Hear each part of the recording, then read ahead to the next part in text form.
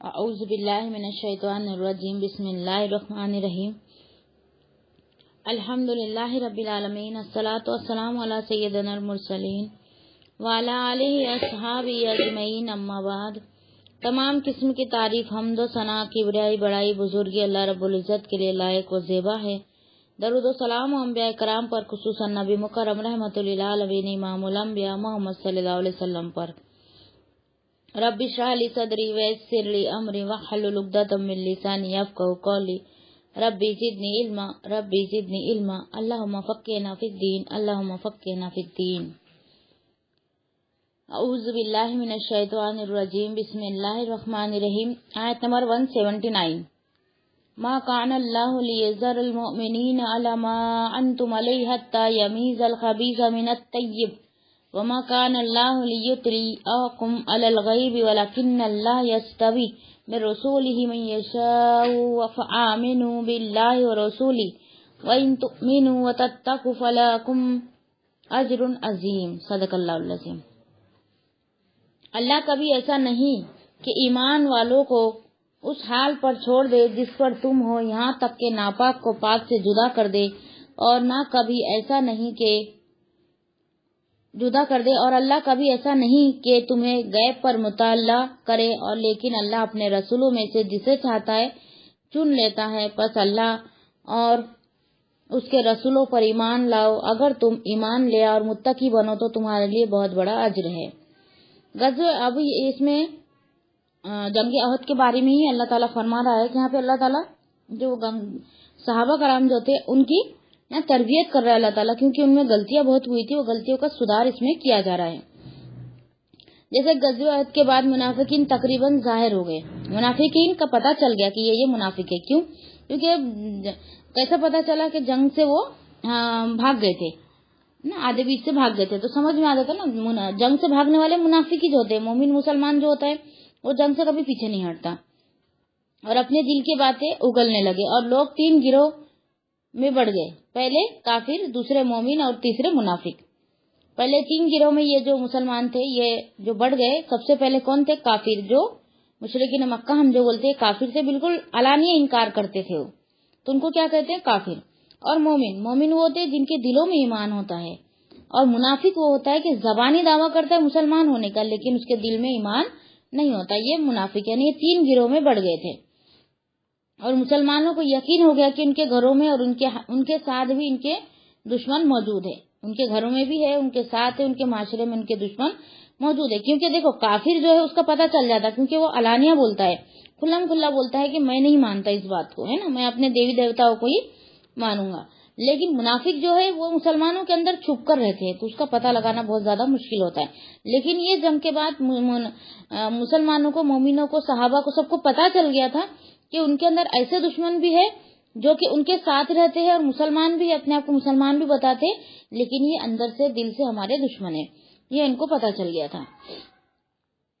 ان کو، یہ مسلمانوں کو یقین ہو گیا کہ ان کے گھروں میں ان کے ساتھ ان کے دشمن موجود ہے، اس لیے وہ کوئی بھی کام کرتے تھے تو بہت ہی رازداری سے اور بہت ہی جو دھیان سے کرتے تھے، بہت چوکنا رہتے تھے کہ ہمارے کو کوئی نقصان نہ پہنچا دے، دین اسلام کو کوئی نقصان نہ پہنچا دے، اس لیے احتیاط کرنے لگے، اور اپنے آستین کے سانپوں کا مقابلہ کرنے کے لیے ذہنی طور پر تیار رہنے لگے۔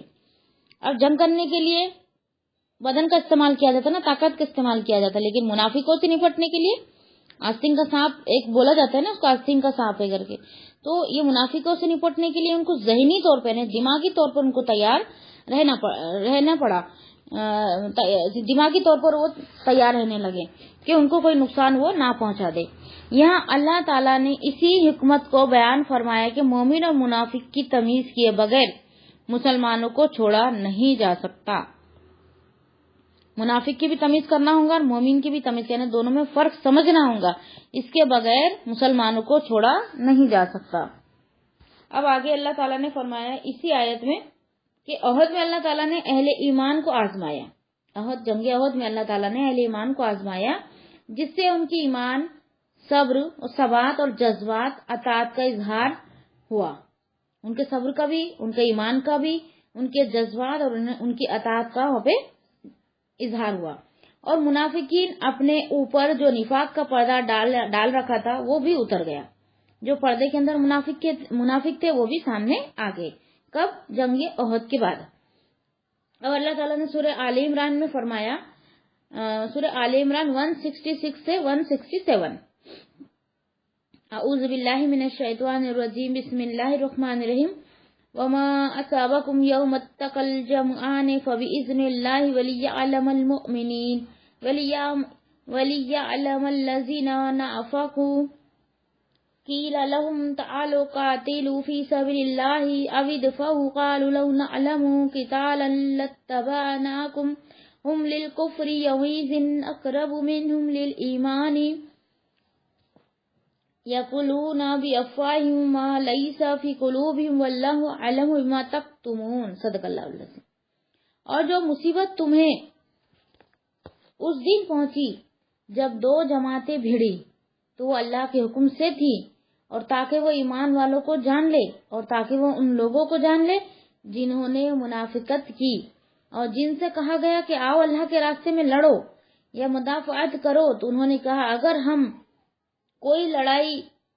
कोई लड़ाई मालूम करते, हमें कोई लड़ाई आती तो जरूर तुम्हारे साथ लड़ते। वो उस दिन अपने ईमान के करीब होने के बनिस्बत कुफ्र के ज्यादा करीब थे।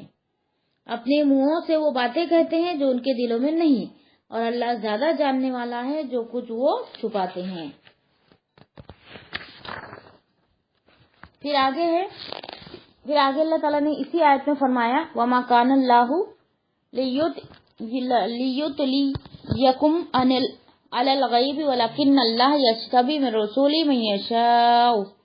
यानी अगर अल्लाह ताला इस तरह आजमाइश के जरिए से लोगों के हालात और उनके जाहिर और बातिन को नुमाया ना करे, तो तुम्हारे पास कोई गैब का इल्म तो है नहीं कि जिससे तुम पर ये चीजें जाहिर हो जाए और तुम जान सको कि कौन मुनाफिक है और कौन मोमिन है। जब तक आजमाएंगे नहीं, जब तक पता ही नहीं चलेंगे कौन अच्छा है और कौन बुरा। अल्लाह ताला ने फिर इरशाद फरमाया सूरह जिन आयत नंबर 26 और 27 में, बिस्मिल्लाहिर रहमानिर रहीम, आलिमुल गैबि फला युज़हिरु अलल गैबिही अहदा इल्ला मन इत्तज़ा मिन रसूलिन फइन्नहु यसलुक मिन बैनि यदैहि व मिन खल्फिही रसदा। वो गैब को जानने वाला है, बस अपने गैब पर किसी को मुताल्ला नहीं करता मगर कोई रसूल जिसे वो नापसंद कर ले, तो बेशक वो उसके आगे और उसके पीछे पहरा लगा देता है। क्या है इस आयत में? गैब को जानने वाला है, बस अपने गैब पर किसी को मुताल्ला नहीं करता, यानी गैब का इल्म किसी को भी नहीं दिया अल्लाह ताला ने, मगर कोई रसूल जिसे वो पसंद कर ले तो बेशक वो उसके आगे और उसके पीछे पहरा लगा देता है। अल्लाह ताला रसूलों को गैब का इल्म बताता था, इसलिए उनको पता होता था। यहाँ तक कि फरिश्तों को भी गैब का इल्म नहीं है, जितना उनको काम दिया जाता उसी के मुतालिक उनको पता होता है। जैसे कि बारिश का फरिश्ता है तो उसको बारिश के ही मुतालिक उसको पता रहेगा, अगर कोई मौत का फरिश्ता है तो उसको मौत के मुतालिक ही उसको पता रहेगा, जो वही का फरिश्ता है उसको वही के मुतालिक ही पता रहेगा। इनको भी गैब का इल्म नहीं है, लेकिन अल्लाह ताला अगर जिसको बताना चाहे तो उसको अल्लाह ताला गैब का इल्म देता है। जैसा कि इसी आयत के आखिरी है, वलाकिन्न अल्लाह यज्तबी मिन रसूलिही मन यशाउ, यानी अल्लाह ताला अपने रसूलों में से जिसको चाहता है गैब की जितनी बात चाहता है उसकी इत्तला दे देता है। यानी नबी सल्लल्लाहु अलैहि वसल्लम के जमाने में मौजज़े भी आए, गैब भी हुआ, गैब की बातें भी अल्लाह ताला ने उनको बताई। वही के अलावा वही भी गैब है, लेकिन वही तो अल्लाह ताला उनके दिल पर उतारता ही था, हदीसें भी वही के जरिए से ही आई है। लेकिन इसके अलावा भी कोई ऐसा मामला हो जाता था तो अल्लाह ताला नबी सल्लल्लाहु अलैहि वसल्लम को गैब का इल्म देता था। जैसा कि एक सहाबी थे तो नबी सल्लल्लाहु अलैहि वसल्लम ने आवाज लगाई कि कौन आज ये मेहमान को अपने घर खाना खिलाएंगे। शायद वो अबू तलहा थे ना, तो अबू तलहा उठे और कहा कि मैं लेके जाऊंगा। फिर वो मेहमान को लेकर गए, बीवी से कहा कुछ खाने को है, तो बीवी ने क्या कहा कि भाई बच्चों के पुरता है और उससे ज्यादा नहीं है। तो बोले कि ये खाना मेहमानों के लिए रख दो और बच्चों को सुला दो। तो बीवी ने वैसा ही किया, बच्चों को सुला दिया और वो खाना मेहमान के लिए रखा। अब साथ में मेहमान की हमको भी बैठना है, उतना खाना भी नहीं था कि वो भी साथ में खा सके। तो उन्होंने क्या आइडिया की कि जब अबू तलहा ने उनसे कहा अपनी बीवी से, जब हम खाने बैठे तो आप चिराग बुझा देना। अब पहले लाइट्स नहीं होती थी ना, अभी तो हमारा लाइट वगैरह होती, लाइन वगैरह होती, पहले चिराग होते थे ना। तो जब हम खाने के लिए बैठे तो चिराग को बुझा देना। تو جب انہوں نے ایسے کیا، کھانا لگایا اور جب مہمان کھانے کے لیے بیٹھے تو چراغ بجھا دیا اور مہمان کھانا کھا رہا تھا اور ابو طلحہ ایکٹنگ کر رہے تھے کھانے کی مہمان کے سامنے، تاکہ اس کو ایسا نہ لگے کہ کم ہے اور مجھے کھلا دیا خود نہیں کھایا، ان کو ٹھیس نہ پہنچے۔ تو یہ خبر پھر یہ صبح ہوئے تو نبی صلی اللہ علیہ وسلم نے ان کو خوشخبری دی کہ اللہ تعالیٰ تمہاری اس ادا سے بہت خوش ہوا۔ تو ایسی بھی بہت ساری غیب کی باتیں تھی جو نبی صلی اللہ علیہ وسلم کو اللہ تعالیٰ بتاتے تھے اور وہ صحابہ کرام کو بتاتے تھے۔ تو ایسی بہت سی حدیثیں ہم کو ملتی ہیں کہ غیب کا علم اللہ تعالیٰ نبی صلی اللہ علیہ وسلم کو دیتا تھا وقتی طور پر، ہے ہمیشہ ان کو غیب کا علم نہیں ہوتا تھا۔ اگر یہ سب ان کو پہلے سے پتا ہو جاتا تو پھر آزمائش کی کیا بات ہوتی تھی نا، لیکن جو اللہ تعالیٰ کو بتانا ہوتا تھا غیب کی بات وہی اللہ تعالیٰ نبی صلی اللہ علیہ وسلم کو بتاتے تھے۔ اور معجزے بھی بہت ہوتے تھے، ایک دودھ کا معجزہ ہوا تھا نا، جھاڑ کا معجزہ ہوا تھا کہ کچھ لوگوں نے کہا تھا نا کہ نبی صلی اللہ علیہ وسلم سے کہ جھاڑ کو آپ یہ دو جو درخت ہے اس کو آپ ادھر لا کر بتاؤ، یعنی وہ جھاڑ کو چلاؤ۔ تو انہوں نے نبی صلی اللہ علیہ وسلم نے حکم دیا جھاڑ کو ادھر آنے کا، پھر وہ جھاڑ آئے اس جگہ پر اور پھر جا کے اپنی جگہ پر چلے گئے۔ یہ لوگوں نے آنکھوں سے دیکھا اور کچھ لوگ ایمان لائے، اور جو لوگوں کے دلوں میں پہلے سے ایمان تھا ان کے ایمان اور بڑھ گئے، جو لوگ ایمان نہیں لائے تو وہ ایمان لائے، لیکن کچھ لوگ ایسے بھی تھے اس میں کہ اتنے بڑے بڑے معجزے دیکھنے کے بعد بھی ایمان نہیں لاتے تھے۔ چاند کے 2 ٹکڑے ہونا یہ بھی بہت بڑا معجزہ تھا نا۔ ایسے معجزے بھی اللہ تعالیٰ نے نبی صلی اللہ علیہ وسلم کی زندگی میں بہت سارے بتائے۔ اب منافق کے بارے میں اللہ تعالیٰ نے نبی صلی اللہ علیہ وسلم کو کیا کیا نہیں بتایا تھا، لیکن آزمائش کے بعد اللہ تعالیٰ نے پھر ان کو بتا دیا کہ یہ جو ہے یہ منافق ہے، یہ تمہارے بیچ رہ کے تم کو نقصان پہنچا سکتے، تم اس سے آگاہ رہنا۔ یہ تعلیم بھی اللہ تعالیٰ نے نبی صلی اللہ علیہ وسلم کو صحابہ کو دی۔ اب منافقین میں سے بعض کا بتا دیا، بعض کا نہیں بتایا، یعنی کچھ کا بتایا اور کچھ کا نہیں بتایا، جیسا کہ ارشاد فرمایا سورہ توبہ آیت نمبر 101، بسم اللہ الرحمن الرحیم، وَمِمَّنْ حَوْلَكُمْ مِنَ الْأَعْرَابِ مُنَافِقُونَ وَمِنْ أَهْلِ الْمَدِينَةِ مَرَدُوا عَلَى النِّفَاقِ لَا تَعْلَمُوهُمْ نَحْنُ نَعْلَمُهُمْ۔ ترجمہ ہے، اور ان لوگوں میں سے جو تمہارے ارد گرد بدیوں میں سے ہیں، بدو میں سے ہیں، کچھ منافق ہیں، اور کچھ اہل مدینہ میں سے بھی جو نفاق پر اڑ گئے ہیں، تو انہیں نہیں جانتا، ہم ہی انہیں جانتے ہیں۔ اب بدو کو نہیں بتائے، یہ مکہ کے آس پاس جو وہ رہتی تھی نا، کھیڑے بولتے ہیں نا، ہم نہیں بولتے کہ ولیج ہے نا، انگلش میں ولیج بولتے اور ہندی میں کھیڑا بولتے، تو ایسے مکہ کے آس پاس کھیڑا تھا، تو کھیڑے کے جو لوگ تھے نا اس کو بدوی کہتے تھے، دیہاتی لوگ تو ان کو بدوی کہتے تھے، اور مدینہ میں جو رہتے تھے وہ شہری لوگ رہتے تھے نا، تو ان میں بھی کچھ منافق ہے اور مدینہ میں بھی کچھ منافق ہے، مطلب منافق ہے مطلب ان کے اندر نفاق پہ وہ اڑ گئے ہیں، کچھ نفاق ان کے اندر ہے، اس بات پر وہ اڑ گئے۔ یہ اطلاع کون دے رہا ہے؟ اللہ تعالیٰ اپنے نبی صلی اللہ علیہ وسلم کو دے رہے ہیں۔ اس سے کیا معلوم ہوا کہ اللہ تعالیٰ اپنے چنے ہوئے رسولوں کو غیب کی باتوں کی اطلاع دیتے ہیں۔ ایسا نہیں کہ نبی صلی اللہ علیہ وسلم کے ساتھ ہی ہوا، ایسا نہیں، باقی تمام جتنے بھی نبی ہیں ان کو بھی وقتی طور پر جب ضرورت پڑتی تھی تو اللہ تعالیٰ اتنا غیب کا علم ان کو دے دیتا تھا، جن کی ان کی نبوت کے دلیل کے طور پر ضرورت ہوتی ہے، یعنی نبوت کی دلیل کی ضرورت پڑتی نا کہ غیب کی کچھ باتیں ہیں، تمام باتیں نہیں، کچھ باتیں، تو یہ ان کو دینا ضروری ہوتا تھا، تو اللہ تعالیٰ ان کو اس وقتی طور پر ان کو غیب دے دیتے، مگر وہ اس سے عالم الغیب نہیں بنتے، ان کو تمام عالم غیب کا علم نہیں ہے، تو اس لیے وہ عالم الغیب نہیں بن سکتے، رسول ہو نبی ہو کوئی بھی ہو۔ عالم الغیب ایک اللہ ہی کی ذات ہے اور اس کے علاوہ کوئی نہیں ہے، ٹھیک ہے؟ اس لیے میں آپ کو سمجھا رہی ہوں کہ نبی صلی اللہ علیہ وسلم کو پورا غیب کا علم نہیں تھا، بس وقتی طور پر جب ضرورت پڑتی تھی اتنا غیب کا علم اللہ تعالیٰ ان کو دے دیتا تھا۔ ایسا ہے نبی صلی اللہ علیہ وسلم کے ساتھ ہی نہیں ہوا، جتنے بھی نبی تھے سب کے ساتھ ہوا، کیونکہ اتنی ضرورت پڑتی تھی ان کو، کیونکہ وہ نبی تھے، تو اس لیے اللہ تعالیٰ ان کو دیتا تھا۔ لیکن اس کی وجہ یہ جاننے کے بعد یا اس کی وجہ سے وہ عالم الغیب نہیں بن گئے، بلکہ اللہ تعالیٰ ہی عالم الغیب ہے، ایک اللہ کے سوا اور کوئی عالم الغیب ہو ہی نہیں سکتا۔ پھر آگے ہے وَإِن تُؤْمِنُوا وَتَتَّقُوا فَلَكُمْ أَجْرٌ عَظِيمٌ، یعنی مسلمانوں کا یہ کام نہیں کہ رسول سے اپنی مرضی کے غیب کی باتیں بتانے کا مطالبہ کرے۔ نبی صلی اللہ علیہ وسلم سے لوگ پوچھتے تھے نا کہ قیامت کب آئیں گی یا آگے کیا ہونے والا ہے، ایسی باتیں ان سے پوچھتے تھے، غیب کی باتیں پوچھتے تھے، تو ان کو ایسی باتیں پوچھنے کا کوئی حق نہیں پہنچتا۔ ان کا کام اللہ اور اس کے رسول پر ایمان لانا ہے۔ رسول کا کام غیب کی باتیں بتانا نہیں تھا، بلکہ اللہ کا کام، اللہ کا کلام لوگوں تک پہنچانا تھا، वो पैगम्बर थे, अल्लाह का पैगाम लोगों तक पहुंचाने का उनका काम था। तमाम नबियों का, तमाम रसूलों का। गैब की बातें बताना उनका काम नहीं था, लेकिन एक मौजूज़े के तौर पे अल्लाह ताला उनको सिखाता था। अगर वो ईमान लाकर तकवा अख्तियार करेंगे तो उनके लिए अजर अजीम है, जैसा कि अल्लाह ताला ने इरशाद फरमाया सूरह नबा आयत नंबर 31 था 36। बिस्मिल्लाहिर्रहमानिर्रहीम। इन्ना लिल मुत्तकीना मफाजा हदाइका व अनाबा हदाइका व अनाबा अनाबा व कवाइबा तराबुम व कासन दिहाका ला यस्मऊना फीहा लगवल वला किज़्ज़ाबा जज़ाअम मिर रब्बिका अताअन हिसाबा। तर्जुमा है, यानी यकीनन परहेजगारों के लिए एक बड़ी कामयाबी है बागात और अंगूर और उभरी छतों वाली हम उम्र लड़कियां। ये नेमत अल्लाह ताला बयान कर रहा है इस आयत में मोमिनों के लिए कि यकीनन परहेजगारों के लिए एक बड़ी कामयाबी है बागात और अंगूर और उभरी हुई छतों वाली हम उम्र लड़कियां, उभरी हुई छातियों वाली हम उम्र लड़कियां और छलकते हुए प्याले। वो इनमें ना कोई बेहुदा बात सुनेंगे और ना एक दूसरे को झुटलाना। तेरे रब की तरफ से बदले में ऐसा अतिया है जो काफी हो जाएगा। यानी अल्लाह ताला ऐसे इनाम से नवाजेगा अगर तुम परहेजगारी की जिंदगी दुनिया में गुजारोगे और परहेजगार बनकर अल्लाह के पास पहुंचोगे तो अल्लाह ताला ऐसा तोहफा तुम्हें अता फरमाएगा कि तुमको काफी हो जाएगा, तुम उससे बहुत खुश हो जाएंगे। फिर दूसरे आयत में अल्लाह ताला ने फरमाया सूरह दुखान आयत नंबर 51 था 55।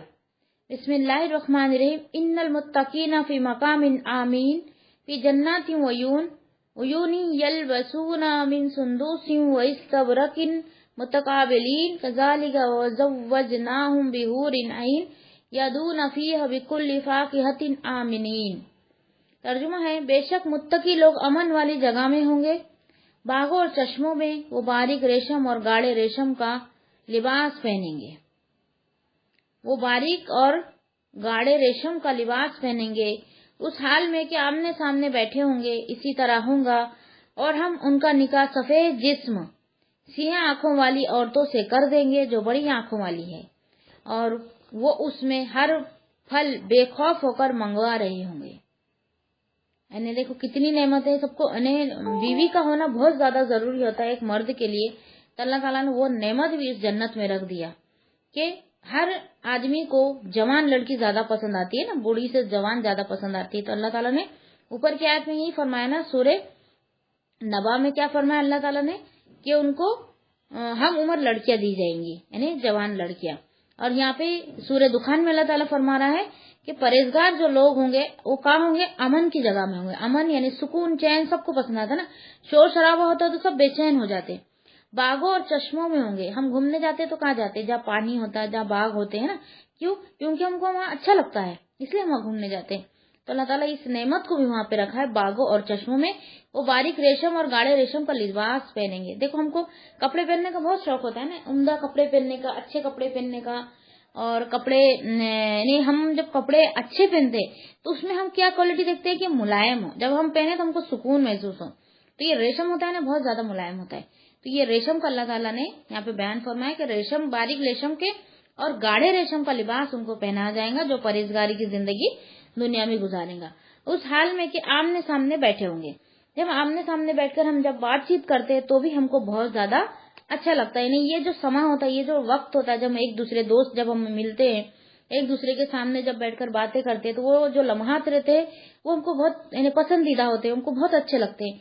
ये भी नेमत अल्लाह ताला वहाँ पे, ये भी नेमत अल्लाह ताला हमको बता रहा है और ये नेमत से अल्लाह ताला हमको नवाजेगा भी। और इसी तरह होगा और हम उनका निकाह सफेद जिस्म। देखो काला रंग किसी को पसंद नहीं रहता है ना। अगर कोई औरत या लड़की कोई बहुत ज्यादा काली रही या सांवली भी रहे तो जल्दी पसंद नहीं करते, लेकिन गोरी चट्टी रही ना तो बहुत जल्दी पसंद कर लेते। तो यहाँ पे अल्लाह ताला क्या कर रहा है, क्या फरमा रहा है, सफेद जिस्म वाली, सिया आंखों वाली यानी काली आंखों वाली औरतों से कर देंगे जो बड़ी आंखों वाली है। बड़ी आंखें यानी आंखें खूबसूरत रहने से ना चेहरे की खूबसूरती में और इजाफा हो जाता है, चेहरा और ज्यादा खूबसूरत दिखने लगता है। इसलिए अल्लाह ताला ये नेमत का भी यहाँ जिक्र फरमा रहा है। वो उसमें हर फल بے خوف ہو کر منگوا رہے ہوں گے. ہے نا, ہم کوئی بھی چیز کھاتے ہیں, کوئی بھی چیز استعمال کرتے ہیں تو تھوڑا سا ہم کو اس میں خوف ہوتا ہے کہ وہ ختم ہو جائیں گے, ہے نا. ایک یہ خوف ہے. دوسرا کیا خوف ہوتا ہے کہ ہم زیادہ کھا لیں گے تو بدہضمی ہو جائیں گی, ہے نا, یا سردی ہو جائیں گی. تو یہ خوف ہمارے اندر کچھ نہ کچھ رہتا ہے, لیکن وہاں پہ یہ خوف بھی ہمیں نہیں رہے گا. یہ بھی خوف ہمیں نہیں رہے گا, بلکہ ہم بہت ہی اطمینان سے ہماری زندگی گزاریں گے. بے خوف ہو کر ہماری زندگی سکون اور چین سے ہر ایک نعمت کا لطف اٹھاتے ہوئے ہم ہماری زندگی کو گزاریں گے انشاءاللہ. بسم اللہ الرحمن الرحیم. اور آیت نمبر 180. بسم اللہ الرحمن الرحیم. وَلَا يَحْسَبَنَّ الَّذِينَ يَبْخَلُونَ بِمَا آتَاهُمُ اللَّهُ مِنْ فَضْلِهِ وَهُوَ خَيْرٌ لَّهُمْ بَلْ هُوَ شَرٌّ لَّهُمْ سَيُطَوَّقُونَ مَا بَخِلُوا بِهِ يَوْمَ الْقِيَامَةِ وَلِلَّهِ مِيرَاثُ السَّمَاوَاتِ وَالْأَرْضِ وَاللَّهُ بِمَا تَعْمَلُونَ خَبِيرٌ. بسم اللہ. اس کا ترجمہ کچھ اس طرح سے ہے, اور وہ لوگ جو اس میں بخل کرتے ہیں جو اللہ نے انہیں اپنے فضل سے دیا ہے, ہرگز گمان نہ کرے کہ وہ ان کے لیے اچھا ہے. جو جوڑ کر رکھتے ہیں نا, جو کسی کو استعمال نہیں کرنے دیتے, کسی کے حق میں کسی کا حق بھی مار کے اپنے تجوری میں بند کر لیتے, کسی کا حق نہیں دیتے حق, اور اپنے گن کر اپنا مال رکھتے, یا کوئی چیز سے کسی کو فائدہ نہیں اٹھانے دیتے, سب خود کے لیے رکھ لیتے ہیں. تو ایسے لوگ کو اللہ تعالیٰ یہاں کیا فرما رہا ہے, کوئی ایسا بالکل نہ سوچے کہ یہ بالکل صحیح کر رہے, بالکل اچھا کر رہے, بلکہ وہ ان کے لیے برا ہے, بہت زیادہ برا ہے. عنقریب قیامت کے دن انہیں اس چیز کا طوق پہنا جائے گا جس میں انہوں نے بخل کیا, اور اللہ ہی کے لیے آسمان اور زمین کی میراث ہے, اور اللہ اس سے جو تم کرتے ہو پورا باخبر ہے. انسان سے بات چھپ سکتی ہے نا, چھپ کر ہم کچھ بھی کام کر لے تو لوگ ہم کو نہیں دیکھ پائیں گے کہ ہم کیا برا کر رہے کیا اچھا کر رہے, لیکن اللہ سے تو کوئی بات چھپ نہیں سکتی. اگر ہم کسی کے 1 انچ بھی جگہ لے لیے, یا سوئی کا دھاگا بھی اگر ہم لے لیے, تو اس کی خبر اللہ تعالیٰ کو ہو جاتی ہے. تو ہم بخل نہ کریں. ہمارے مال کو دیکھ ہمارے لیے استعمال کرنا ہے, ہمارے بال بچوں کے لیے استعمال کرنا ہے, ٹھیک ہے, لیکن جہاں دینے کا اللہ تعالیٰ نے حکم دیا تو وہاں دینے کے لیے بھی ہمارا ہاتھ آگے بڑھائے, اور دینے کے بعد خوف نہ کرے بلکہ خوش رہے. تو ایسے مال کو اللہ تعالیٰ بہت زیادہ پروان چڑھاتا ہے, بہت زیادہ اس کو بڑا چڑھا کے ہم کو قیامت کے دن اللہ تعالیٰ لوٹائیں گا انشاءاللہ. اب آیات میں اللہ تعالیٰ نے اپنی راہ میں جان کی قربانی دینے کی خوب ترغیب دلائی ہے. مال کی بھی دینا ہے, جان کی بھی دینا ہے, اور یہاں مال کی قربانی پر زور دیا گیا ہے. جان کی قربانی پر خوب ترغیب دلائی ہے, اور مال کی قربانی پہ زور دیا گیا ہے. کیوں؟ کیونکہ جنگ کرنے کے لیے مال کی بہت زیادہ ضرورت ہوتی ہے, بہت زیادہ ضرورت ہوتی ہے. تو جب نبی صلی اللہ علیہ وسلم آواز لگاتے تھے نا, تو تمام صحابہ جتنی بھی چیزیں ان کے گھر میں ہوتی تھی پوری سمیٹ کر لا لیتے تھے. جنگ تبوک کا واقعہ سب کو یاد ہے الحمدللہ, پھر بھی میں ایک بار ریوائز کرتی ہوں کہ حضرت ابو بکر کو بھی نبی صلی اللہ علیہ وسلم نے کہا تھا کہ تمہارے پاس جو کچھ ہے وہ لائے, اور حضرت عمر سے بھی کہا تھا, لیکن حضرت عمر کیا کہتے تھے کہ میں آج حضرت ابو بکر سے آگے بڑھ جاؤں گا. کیوں؟ کیونکہ حضرت عمر جو بزنس کرتے تھے نا, تو بزنس میں ان کو بہت فائدہ ہوا تھا, ان کے پاس بہت سارا مال جمع ہو گیا تھا. تو ان کو ایسا لگا کہ میں اب حضرت ابوبکر سے آگے بڑھ جاؤں گا, انہیں نیکیوں میں, ایسا ہمارے جیسا دنیا میں نہیں, نیکیوں میں. تو دونوں گئے اور دونوں نے اپنا اپنا مال لے کر آئے اور نبی صلی اللہ علیہ وسلم کے سامنے پیش کر دیا. نبی صلی اللہ علیہ وسلم نے عرض کیا کہ اے عمر, آپ نے کیا لائے؟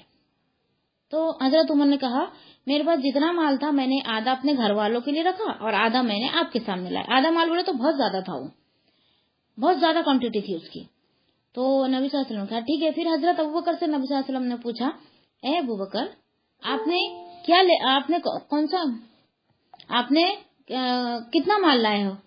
تو حضرت ابوبکر نے فرمایا میں نے جتنا میرے گھر میں تھا, جتنا بھی میرے گھر میں تھا سب سمیٹ کے لائے. یہاں تک کہ آتا ہے, تاریخ میں آتا ہے کہ جھاڑو, سوئی, ایسی باریک باریک چیزیں جو ہوتی نا وہ بھی حضرت ابوبکر نے پورا سمیٹ کے لائے. گھر میں کچھ بھی نہیں چھوڑا, خالی کمرہ ایک حجرہ جو تھا پورا خالی کر دیا, تمام چیزیں سمیٹ کر نبی صلی اللہ علیہ وسلم کی خدمت میں حاضر کر دیا. تو حضرت عمر کو بہت افسوس ہوا, کیونکہ دیکھو یہاں پہ کیا تھا, حضرت ابوبکر نے پورا سمیٹ کے لائے لیکن اتنا مال نہیں ہوا جتنا کہ حضرت عمر نے آدھا لائے تھے, اتنا نہیں ہوا. مطلب حضرت عمر کا ہی مال زیادہ تھا, لیکن بات کیا ہو رہی ہے یہاں پہ, کوانٹٹی کی بات نہیں ہو رہی, یہاں کوالٹی کی بات ہو رہی ہے. تو حضرت ابوبکر کا مال کم تھا لیکن انہوں نے پورا سمیٹ کر لائے تھے اللہ کی راہ میں, اور حضرت عمر کے پاس بہت سارا مال تھا لیکن انہوں نے آدھا لائے تھے.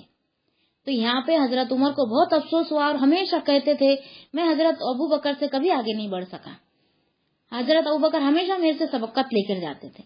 تو ایسے اللہ کی راہ میں ہم کو دینا ہے. اور آگے کی ہم کیا سوچتے ہیں, ہم اتنا دے دیں گے تو ہمارا پیچھے ہمارے لیے تو کچھ نہیں بچے گا, ہم کو بچا کر رکھنا ہے, کل ہمارے بچوں کی پڑھائی ہے, کل شادی ہے, یہ فکر میں ہم لگ جاتے. تو اسی میں اللہ تعالیٰ ہمارا پیسہ جو ہے ختم کر دیتا. نیت جیسی نیت ویسی برکت.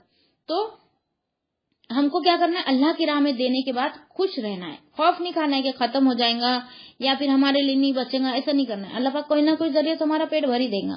جیسا کہ ایک مثالیں ملتی ہے, حضرت عائشہ کے پاس 10,000 اشرفیاں آئی تھی. ان کے بھانجے نے بھیجا تھا, حضرت اسما کے بیٹے عبداللہ نے ان کو تحفے میں 10,000 اشرفی بھیجی تھی. انہوں نے ایک ہی دن میں اس کو تقسیم کر دی اور خود روزے سے تھی, اب خود کے لیے انہوں نے کچھ نہیں بچایا. تو ان کی پاس جو کام کرتی تھی اس نے کہا کہ ماں عائشہ آپ نے اپنے لیے کچھ نہیں رکھا حالانکہ آپ روزے سے ہو. تو انہوں نے کہا مجھے یاد نہیں رہا, آپ یاد دلاتی تو شاید میں کچھ رکھ لیتی, لیکن اب میں اللہ کی راہ میں دے چکی ہوں, اب مجھے کچھ نہیں چاہیے. پھر گھر آتی ہے روزہ کا ٹائم ہونے سے پہلے اور کھانے کی کوئی چیز کا آس پڑوس سے ان کو تحفہ آ جاتا ہے, ہو گیا انتظام کھانے کا. تو اللہ تعالیٰ ہمارا کھانے پینے کا, پہننے اوڑھنے کا, رہنے سہنے کا, ہر چیز کا انتظام اللہ تعالیٰ کر ہی دیتا ہے. لیکن ہماری نیت اللہ تعالیٰ دیکھتا ہے کہ ہماری نیت کدھر جاتی ہے, دنیا کے مال و متاع پر جاتی ہے کہ اللہ کی رضا پر جاتی ہے. یہ اللہ دیکھنا چاہتا ہے, یہ ہماری آزمائش ہوتی ہے. ٹھیک ہے, اب اس آیت میں اللہ تعالیٰ کیا سمجھانا چاہ رہا میں پھر سے ایک بار بیان کرتی. اس آیت میں اللہ تعالیٰ نے اپنی راہ میں جان کی قربانی دینے کی خوب ترغیب دلائی اور یہاں مال کی قربانی پر زور دیا ہے اور بخیلوں کے لیے شدید وعید کا ذکر کیا ہے کہ وہ یہ نہ سمجھے کہ مال جمع کرنا اس کے لیے نفع بخش ہے, بلکہ یہ قیامت کے دن عذاب علیم یعنی علیم کا مطلب کیا ہے, دردناک عذاب علیم کا سبب بنے گا اور توق بنا کر ان کی گردن میں ڈال دیا جائے گا. اس کا بھگتان ان کو قیامت کے دن کرنا پڑے گا جو وہ جمع کر کے پیچھے چھوڑ کر گئے ہیں. تو دیکھو ایک اور دو شخص کی مثال ملتی. ایک کے پاس 10,000 روپے تھے, اس نے اللہ کی راہ میں 1,000 روپے نکالا. لیکن ایک شخص کے پاس 10 روپے تھے, اس نے پورے 10 روپے اللہ کی راہ میں نکالا. تو کس کو پسند کیا, ہم دیکھیں گے تو کیا کس کو پسند کریں گے؟ ارے 1,000 دینے والے کو پسند کریں گے, ارے اس نے 1,000 روپے اللہ کی راہ میں دیا. اور جس نے 10 روپے دیا اس کی گنتی ہم نہیں کریں گے, لیکن اللہ کی نظر میں اس کی گنتی ہوں گی پہلے جو 10 روپے اللہ کی راہ میں خرچ کیا, کیونکہ اس کے پاس جتنا مال تھا اس نے پورا دے دیا اور اس کے پاس 10,000 تھے, اس نے 1% اللہ کے لیے نکالا, 9% خود رکھا. تو ہم اللہ کی نظر میں اس سے کیا پتہ چلتا ہے کہ اللہ کی نظر میں کوانٹٹی نہیں ہے, کوالٹی پسند ہے, کہ اللہ نیتوں کو دیکھتا ہے کہ تمہاری نیت کیا ہے. دیکھو عید الاضحیٰ کا ہی دیکھ لو, ہم مثال کے طور پہ عید الاضحیٰ جب آتی ہے تو گوشت جب ہم قربانی کرتے ہیں تو اس کا گوشت, اس کلیجی جو بھی نکلتا ہے بکرے کے اندر, تو کون کھاتا ہے؟ ہم ہی کھاتے ہیں نا, فائدہ ہم اٹھا رہے ہیں. لیکن ہمارے اللہ کو کیا پہنچ رہا ہے؟ ہماری نیتیں پہنچ رہی ہے کہ ہم کس نیت سے کاٹ رہے ہیں. دنیا کی دکھانے کے لیے کاٹ رہے ہیں کہ ہمارا بچہ ضد کر رہا تھا اس لیے ہم نے لائے ذبح کرنے کے لیے, یا سچ میں ہم اللہ کی رضا چاہتے ہیں؟ یہ نیت اللہ تعالیٰ کو پہنچتی ہے. پھر آگے ہے اللہ تعالیٰ نے ارشاد فرمایا کہ سورہ محمد آیت نمبر 38 میں,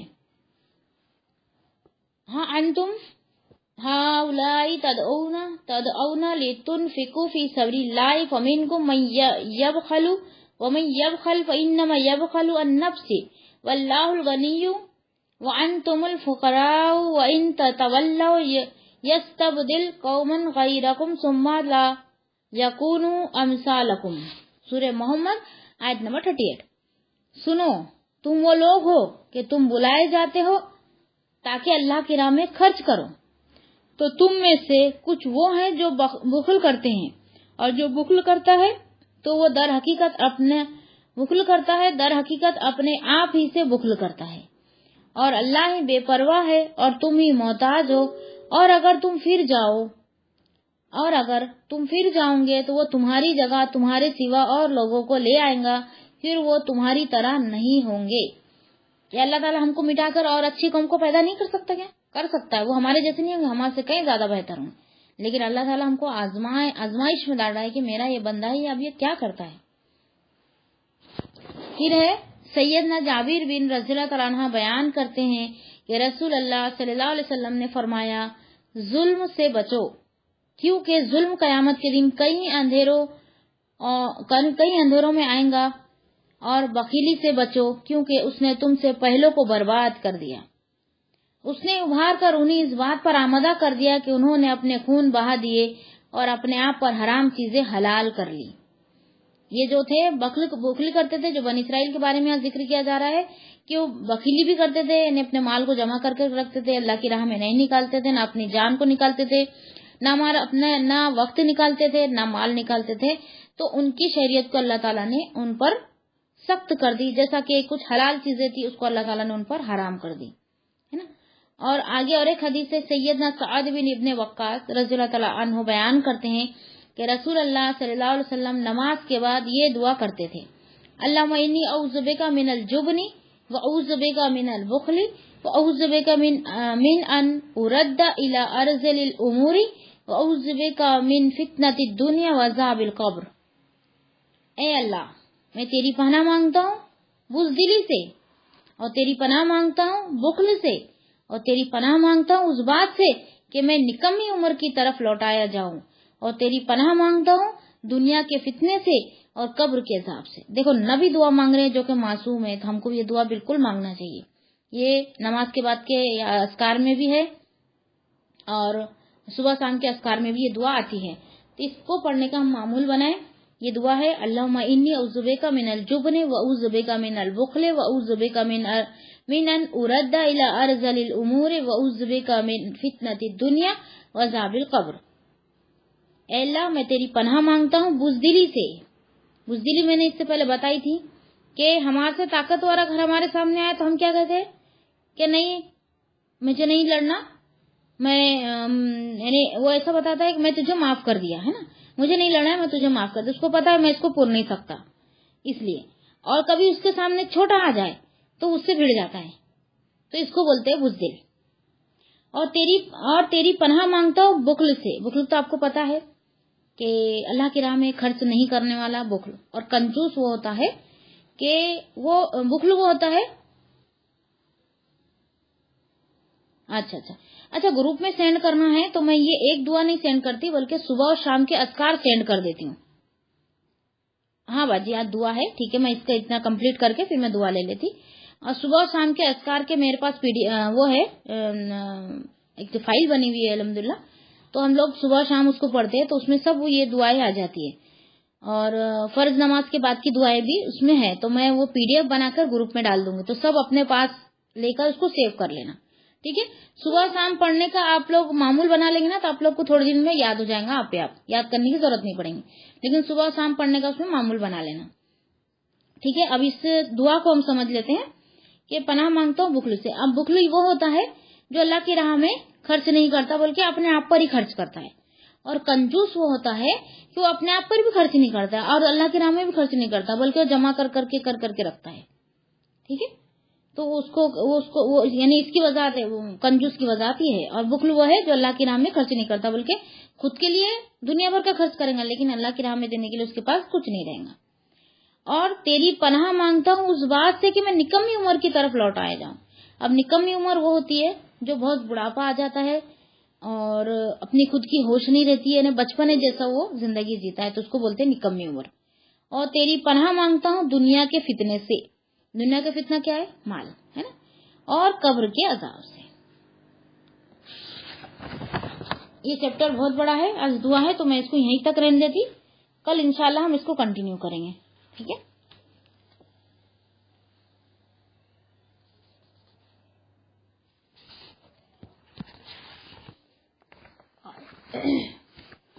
سبحانک اللہم و بحمدک اشہد ان لا الہ الا انت استغفرک و اتوب الیک۔ اللہم صلی علی محمد وعلی آل محمد کما صلیت علی ابراہیم وعلی آل ابراہیم انک حمید مجید۔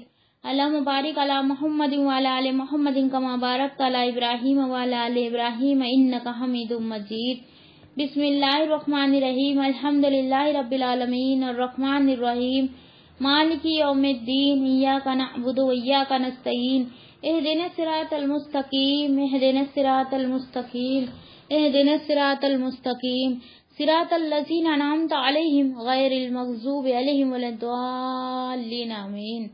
لا يكلف الله نفسا إلا وسعها لها ما كسبت وعليها ما اكتسبت. ربنا لا تؤاخذنا إن نسينا أو أخطأنا ربنا ولا تحمل علينا إصرا كما حملته على الذين من قبلنا ربنا ولا تحملنا ما لا طاقة لنا به واعف عنا واغفر لنا وارحمنا أنت مولانا فانصرنا على القوم الكافرين. اللهم إني أسألك إيمانا كاملا يقينا صادقا ورزقا واسعا قبلا خاشعا ولسانا ذاكرا وكسابا حلالا طيبا وتوبة نصوحا توبة قبل الموت وراحة عند الموت مغفرة ورحمة بعد الموت وغفر عند الحساب والفوز بالجنة والنجاة من النار برحمتك يا عزيز يا غفار. ربي زدني علما والحقني بالصالحين. اللهم إني أعوذ بك من الشك والشرك والشقاق والنفاق والسوء الأخلاق وسوء المنظر والمنقلب في المال والأهل والولد. اللهم إني أسألك رضاك والجنة وأعوذ بك من سخطك والنار. اللهم إني أعوذ بك من فتنة القبر وأعوذ بك من فتنة المحيا والممات. أعوذ بالله أن نكون من الجاهلين. ربنا لا تزغ قلوبنا بعد إذ هديتنا وهب لنا من لدنك رحمة إنك أنت الوهاب. ربنا أفرغ علينا صبرا وتوفنا مسلمين. ربنا اغفر لي ولوالدي وللمؤمنين يوم يقوم الحساب. ربي اشرح لي صدري ويسر لي أمري. ربي زدني علما. ربي أني مسني الضر وأنت أرحم الراحمين. لا إله إلا أنت سبحانك إني كنت من الظالمين. ربي اغفر وارحم وأنت خير الراحمين. ربنا هب لنا من أزواجنا وذرياتنا قرة أعين واجعلنا للمتقين إماما. ربي هب لي حكما والحقني بالصالحين واجعلني لسان صدق في الآخرين واجعلني من ورثة جنة النعيم. ربي أعوذ بك من همزة الشيطان وأعوذ بك ربي أن يحضرون. ربنا اصرف عنا عذاب جهنم إن عذابها كان غراما. ربنا آتنا في الدنيا حسنة وفي الآخرة حسنة وقنا عذاب النار وقنا عذاب القبر وقنا عذاب الحشر وقنا عذاب الصراط يا عزيز يا غفار يا رب العالمين.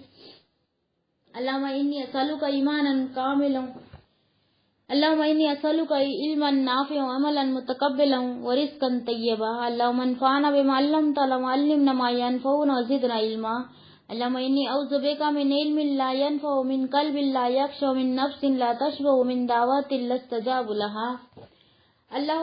اللهم ارزقني التفكر والتدبر بما يتلوه لساني من كتابك والفهم له والمعرفة بمعانيه والنظر في عجائبه والعمل بذلك ما بقيت إنك على كل شيء قدير. اللهم آنس وحشتي في قبري. اللهم ارحمني بالقرآن العظيم واجعله لي إماما ونور هدى ورحمة. اللهم ذكرني منه ما نسيت وعلمني منه ما جهلت وارزقني تلاوة آناء الليل وآناء النهار واجعله لي حجة يا رب العالمين. اللهم إني عبدك وابن عبدك وابن أماتك ناصيتك بيدك ماض في حكمك عدل في قضاؤك. أسألك بكل اسم هو لك سميت به نفسك أو أنزلته في كتابك أو علمته أحدا من خلقك أو استأثرت به في علم الغيب عندك أن تجعل القرآن العظيم رابع قلبي نور صدري وجلاء حزني وذهاب همي وغمي.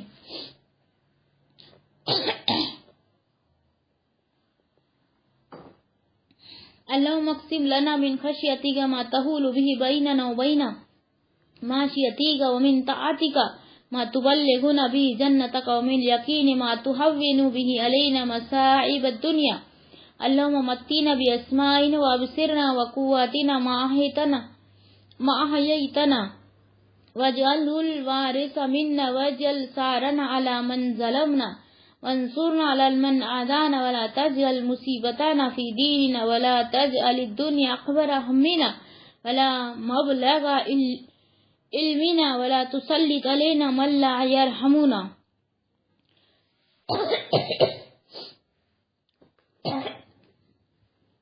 اللہ تمام تعریفیں ساری حمد و ثنا آپ ہی کے لیے، آپ کا کوئی شریک نہیں۔ اللہ ہم عاجز بندے تیری پاکی بیان کرتے ہیں، تجھی سے مدد چاہتے ہیں۔ اللہ ہمارے صغیرہ اور کبیرہ گناہوں کو معاف فرما۔ اللہ ہم سے درگزر کا معاملہ عطا فرما، فکر سے، غم سے، سستی سے، بزدلی سے بچا۔ اللہ تمام مسلمانوں کی مغفرت فرما اور اسلام کی حفاظت فرما۔ اللہ ہمیں گلہ غیبت سے بچانا، حسد، کینہ، کپٹ، گھمنڈ، فقر، تکبر سے بچانا۔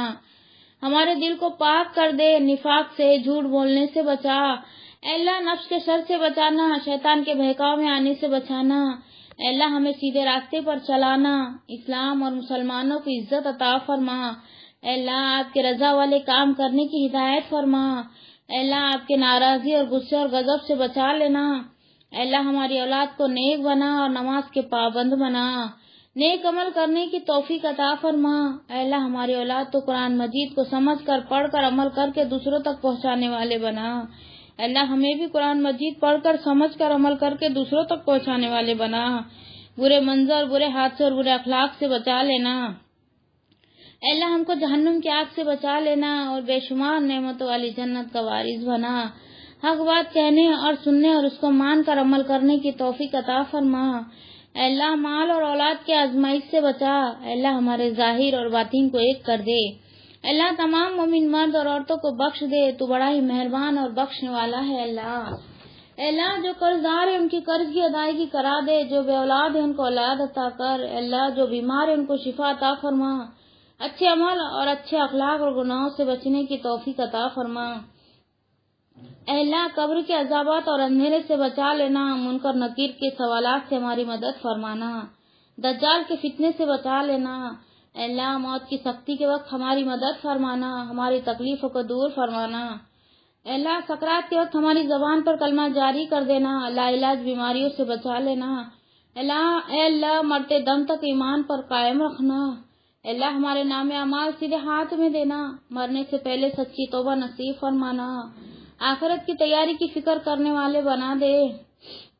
اللہ قیامت کی گرمی اور جہنم کی آگ سے بچا لینا۔ اللہ اپنے عرش کے سائے میں جگہ نصیب فرمانا، آپ کا دیدار نصیب فرمانا، آپ کا دیدار نصیب فرمانا، آپ کا دیدار نصیب فرمانا۔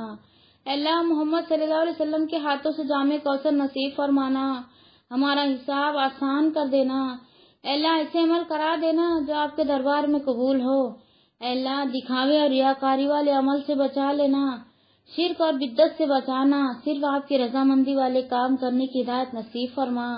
اللہ دنیا اور آخرت میں بھلائی عطا کر اور دونوں جہاں کی رسوائی سے بچا۔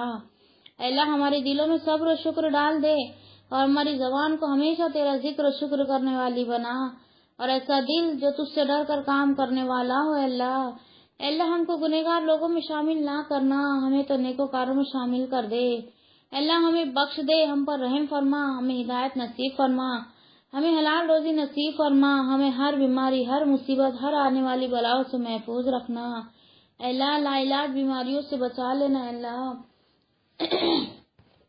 اللہ میں تجھ سے نفع دینے والا علم، قبول ہونے والا عمل اور پاکیزہ رزق کا سوال کرتی ہوں۔ اللہ جو تو نے ہمیں سکھائے اس کے ساتھ نفع دے، اور ہمیں وہ سکھا جو ہمیں نفع دے، اور ہمارے علم میں اضافہ کر۔ اللہ میں پناہ مانگتی ہوں اس علم سے جو نفع نہ دے، اس دل سے جو نہ ڈرے، اور اس نفس سے جو سیر نہ ہو، اور اس دعا سے جو قبول نہ ہو۔ اللہ اس کتاب قرآن میں جو میری زبان پڑھتی ہے اس میں مجھے تفکر، تدبر، اس کی سمجھ عطا فرما، اور اس کے معنی اور عجائبات کی پہچان کروا، اور جب تک میں زندہ رہوں اس کے مطابق عمل کروں۔ بے شک تو ہر چیز پر قدرت رکھنے والا ہے۔ اللہ مانوس کر دے میری وحشت کو میرے قبر میں۔ اللہ قرآن کی وجہ سے مجھ پر رحم کر اور اس کو میرے لیے امام اور نور، ہدایت اور رحمت کا ذریعہ بنا۔ اللہ جو کچھ میں بھول جاؤں مجھے یاد کروا دینا، اور وہ کچھ مجھے سکھا دے جو مجھے معلوم نہیں، اور مجھے توفیق دے کہ میں دن کی گھڑیوں میں اور رات کی گھڑیوں میں اس کی تلاوت کروں اور اس کو میرے لیے دلیل بنا دے۔ اللہ میں تیرا بندہ ہوں اور تیرے بندے کا بیٹی اور تیرے بندی کے بیٹی ہوں۔ میری پیشانی تیرے قابو میں ہے، میرے حق میں تیرا حکم جاری ہے، تیرا فیصلہ میرے بارے میں انصاف کے ساتھ ہے۔ میں تجھ سے سوال کرتی ہوں اس نام کے واسطے سے جو تو نے اپنے لیے پسند کیا، یا اپنی کتاب میں تو نے اتارا، یا اپنی مخلوق میں سے کسی کو سکھایا، یا اپنے علم غیب میں تو نے اس کو اختیار کر رکھا ہے، اس بات کو کہ تو قرآن مجید کو میرے دل کی بہار اور میری آنکھوں کا نور بنا دے، اور دور کر رنج و غم کو اور میری فکر و پریشانیوں کو دور کرنے کا ذریعہ بنا۔ اے اللہ تو ہم کو اپنا ایسا خوف عطا فرما جو ہمارے درمیان ہمارے گناہوں کے درمیان حائل ہو جائے، اور ایسی اطاعت عنایت فرما جو ہم کو تیری جنت میں پہنچا دے، اور ایسا یقین جس سے تو ہماری دنیا کی مصیبتوں کو آسان کر دے۔ جب تک تو ہم کو زندہ رکھے تو ہمارے کانوں، آنکھوں اور قوتوں سے ہم کو فائدہ پہنچا، اور ہر ایک کو ہمارا وارث بنا، اور ہمارا انتقام ہمارے ظالموں پر مقرر فرما، اور ہمارے دشمنوں پر ہماری مدد فرما، اور ہمارے دین میں مصیبت نہ ڈال، اور ہمارے لیے بڑے غم کی چیز نہ بنا، اور نہ ہی دنیا کو ہمارے انتہائی علم کا ذریعہ بنا، اور نہ ایسے شخص کو ہم پر مسلط فرما جو ہمارے حال پر رحم نہ کرے۔ اللہ ہم تیری پاکی بیان کرتے اور تیری تعریف کرتے ہیں، اور اس بات کی شہادت دیتے کہ تو ہی معبود ہے، اور تجھی سے ہم بخشش مانگتے ہیں، اور تیری ہی طرف ہم کو لوٹ کر آنا ہے۔ اللہم صلی علی محمد وعلی آل محمد کما صلیت علی ابراہیم وعلی آل ابراہیم انک حمید مجید۔